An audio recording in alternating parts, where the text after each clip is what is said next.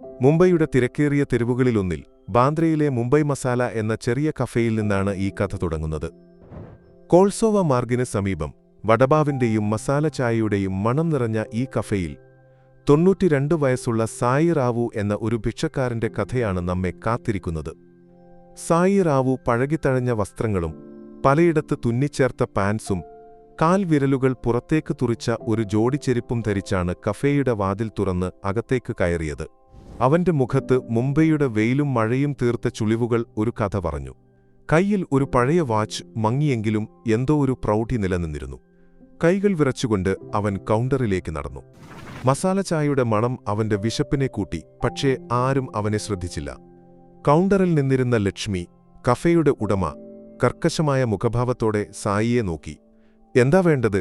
അവൾ ചോദിച്ചു, നോട്ടത്തിൽ അല്പം അസ്വസ്ഥത. സായി വിറയ്ക്കുന്ന കൈയിൽ കുറച്ച് നാണയങ്ങൾ എണ്ണി. ഏറ്റവും വില കുറഞ്ഞ വടപാവിന്റെ വില എത്രയാണ് എന്ന് മെല്ലെ ചോദിച്ചു. അവന്റെ ശബ്ദം ക്ഷീണിച്ചിരുന്നു, പക്ഷെ ഒരു തുള്ളി പ്രതീക്ഷ അതിലുണ്ടായിരുന്നു. ലക്ഷ്മി അവന്റെ വസ്ത്രങ്ങളും രൂപവും കണ്ട് മുഖം ചുളിച്ചു. ഇവിടെ ഭിക്ഷക്കാർക്ക് ഒന്നും കിട്ടില്ല, പോകാൻ നോക്ക്, അവൾ പറഞ്ഞു. കഫേയിലെ മറ്റു ഉപഭോക്താക്കളും അസ്വസ്ഥരായി. ചിലർ ഇവനെന്താ ഇവിടെ എന്ന് പിറുപിറുത്തു. സായി തോൽവിയുടെ ഭാരം തോളിൽ വഹിച്ച്, ദയവായി എന്തെങ്കിലും ബാക്കി ഭക്ഷണമുണ്ടോ എന്ന് ഒരു അവസാന ശ്രമമായി ചോദിച്ചു. പക്ഷേ ലക്ഷ്മിയുടെ മറുപടി കൂടുതൽ കടുപ്പമായിരുന്നു. ഇതൊരു കഫേയാണ്, അനാഥാലയമല്ല. സായിയുടെ കണ്ണുകൾ നിറഞ്ഞു, പക്ഷേ അവൻ നിന്ന നിൽപ്പിൽ തളർന്നില്ല. അപ്പോഴാണ് കഫേയുടെ വാതിൽ തുറന്ന് അനിതാദേവി എന്ന 40കാരിയായ ഒരു സ്ത്രീ അകത്തേക്ക് കയറിയത്. മുംബൈയിലെ പ്രശസ്തമായ ഒരു ഫാഷൻ ഡിസൈനർ, സമ്പന്നയും ആകർഷകവുമായ വസ്ത്രങ്ങൾ ധരിച്ച അവൾ കഫേയിലെ ശ്രദ്ധാകേന്ദ്രമായി. ലക്ഷ്മി അനിതയെ കണ്ടതും മുഖത്ത് ഒരു പുഞ്ചിരി വരുത്തി സായിയോടുള്ള കർക്കശഭാവം മറച്ചു. അനിത ഒരു ടേബിളിൽ ഇരുന്ന് കോഫി ഓർഡർ ചെയ്തു, പക്ഷേ അവളുടെ ശ്രദ്ധ സായിയിലേക്ക് പോയി. ലക്ഷ്മി സായിയോട് പോകാൻ ആവർത്തിച്ചപ്പോൾ അനിത ഉറച്ച ശബ്ദത്തിൽ ഇടപെട്ടു. ഞാൻ ഇവർക്ക് വേണ്ടത് വാങ്ങിക്കൊടുക്കാം. എല്ലാവരും ഞെട്ടി. അനിത ലക്ഷ്മിയെ നോക്കി, നിന്റെ കഫേയിൽ എല്ലാവർക്കും ഭക്ഷണം കിട്ടണം. ഒരാളുടെ വസ്ത്രം നോക്കി അവരെ വിലയിരുത്തരുത്, മനസ്സിലായോ? അവളുടെ വാക്കുകൾ കഫേയിലെ ഓരോ മൂലയിലും മുഴങ്ങി. നമുക്കൊരാളെ സഹായിക്കാൻ പറ്റുമെങ്കിൽ അതാണ് മനുഷ്യത്വം, അല്ലേ? അവൾ തുടർന്നു. ലക്ഷ്മി അനിതയുടെ ഗൗരവം കണ്ട് മറുപടിയില്ലാതെ നിന്നു. അനിത സായിയോട് സൗമ്യമായി പറഞ്ഞു, നിനക്കെന്താ വേണ്ടത്? ഓർഡർ ചെയ്യ്. സായി കണ്ണുകൾ നിറഞ്ഞ് ഒരു വടപാവും ചായയും ചോദിച്ചു. ഭക്ഷണം കിട്ടിയപ്പോൾ അവൻ അനിതയെ നന്ദിയോടെ നോക്കി.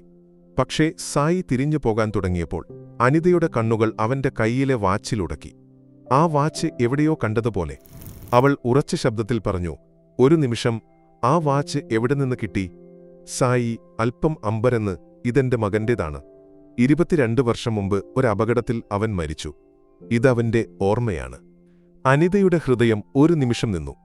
ആ വാച്ച് അവൾ 22 വർഷം മുമ്പ് സമ്മാനിച്ചതാണ് അവളുടെ ജീവിതത്തിന്റെ പ്രണയമായിരുന്ന വിക്രമിന്. 22 വർഷം മുമ്പ് മുംബൈയിലെ ഒരു അനാഥാലയത്തിലാണ് അനിത വളർന്നത്. ദാദറിലെ ഒരു ചെറിയ അനാഥാലയം, അവിടെ സ്നേഹവും പിന്തുണയും ഉണ്ടായിരുന്നെങ്കിലും ഒരു കുടുംബത്തിന്റെ ഊഷ്മളത അവൾക്കറിയില്ലായിരുന്നു. അവിടെ ലത എന്ന 50കാരിയായ ജീവനക്കാരി അനിതയ്ക്ക് ഒരു അമ്മയെപ്പോലെയായിരുന്നു. ലത അനിതയുടെ ബുദ്ധിയും സ്വപ്നങ്ങളും കണ്ട് അവളെ പ്രോത്സാഹിപ്പിച്ചു. നിന്റെ കഴിവുകൾ നിന്നെ ഉയർത്തും എന്ന് ലത എപ്പോഴും പറയുമായിരുന്നു. 17-ാം വയസ്സിൽ അനിത അനാഥാലയത്തിൽ നിന്ന് പുറത്തിറങ്ങി. ലതയുടെ സുഹൃത്ത് സരിത എന്ന ടൈലറുടെ കടയിൽ ജോലി കിട്ടി. അവിടെ ഫാഷൻ ഡിസൈനിങ്ങിന്റെ ലോകം അനിതയെ ആകർഷിച്ചു. അതിനിടെ ഒരു ദിവസം അനാഥാലയത്തിൽ നാടകം അവതരിപ്പിക്കാൻ വന്ന 20കാരനായ വിക്രമിനെ അവൾ കണ്ടു.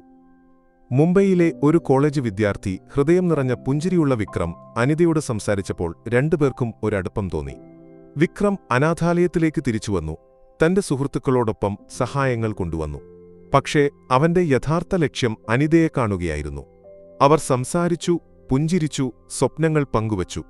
നിന്നോടൊപ്പം ഒരു ജീവിതം സ്വപ്നം കാണുന്നു എന്ന് വിക്രം ഒരിക്കൽ പറഞ്ഞപ്പോൾ അനിതയുടെ ഹൃദയം നിറഞ്ഞു. അവൾ വിക്രമിനൊരു വാച്ച് സമ്മാനിച്ചു. അതിൽ വി എന്ന അക്ഷരം കൊത്തിവച്ചു. പക്ഷേ വിക്രമിന്റെ അമ്മ ശോഭന അനിതയെ അംഗീകരിച്ചില്ല.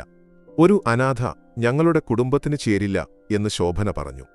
വിക്രം അമ്മയെ എതിർത്ത് അനിതയോടൊപ്പം ഒരു ഫ്ളാറ്റിൽ താമസം തുടങ്ങി. അവർ ഒരു കുഞ്ഞിനെ പ്രതീക്ഷിച്ച് സന്തോഷത്തിലായിരുന്നു. പക്ഷേ ശോഭനയുടെ വിമർശനങ്ങൾ തുടർന്നു. നിന്റെ ഭാവി നശിപ്പിക്കാൻ വേണ്ടിയാണ് ഇവൾ എന്ന് അവർ വിക്രമിനോട് പറഞ്ഞു.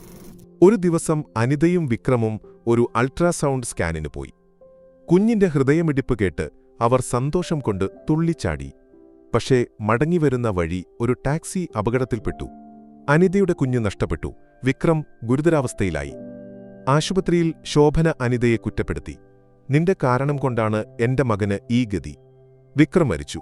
അനിത തകർന്നെങ്കിലും മുന്നോട്ടുപോയി. വർഷങ്ങൾക്ക് ശേഷം അവൾ ഒരു പ്രശസ്ത ഫാഷൻ ഡിസൈനറായി. വിവാഹിതയായി ഒരു 17-കാരനായ മകനുണ്ട്. കഫേയിൽ സായി റാവുവിന്റെ വാച്ച് കണ്ടപ്പോൾ അനിതയുടെ ഓർമ്മകൾ തിരിച്ചുവന്നു. ഈ വാച്ച് എന്റെ വിക്രമിന്റേതാണ്, അവൾ പറഞ്ഞു. സായി വിക്രമിന്റെ പിതാവായിരുന്നു. വിക്രമിന്റെ മരണശേഷം ഞാനും ശോഭനയും തകർന്നു. ഞങ്ങൾ തെരുവിൽ അലഞ്ഞു, അവൻ പറഞ്ഞു. അനിത ശോഭനയെ കാണാൻ പോയി. ഒരു മരത്തിന്റെ ചുവട്ടിൽ ദുർബലയായി ഇരിക്കുകയായിരുന്നു ശോഭന. അനിത, ഞാൻ ചെയ്തതിന് ക്ഷമിക്കണം, ശോഭന കരഞ്ഞു. അനിത അവരെ ആശ്വസിപ്പിച്ചു. നമുക്ക് പഴയത് മറക്കാം. എന്റെ വീട്ടിൽ നിനക്കിടമുണ്ട്, അവൾ പറഞ്ഞു. അന്ന് അനിത, സായി, ശോഭന എന്നിവർ ഒരു പുതിയ തുടക്കം കണ്ടെത്തി.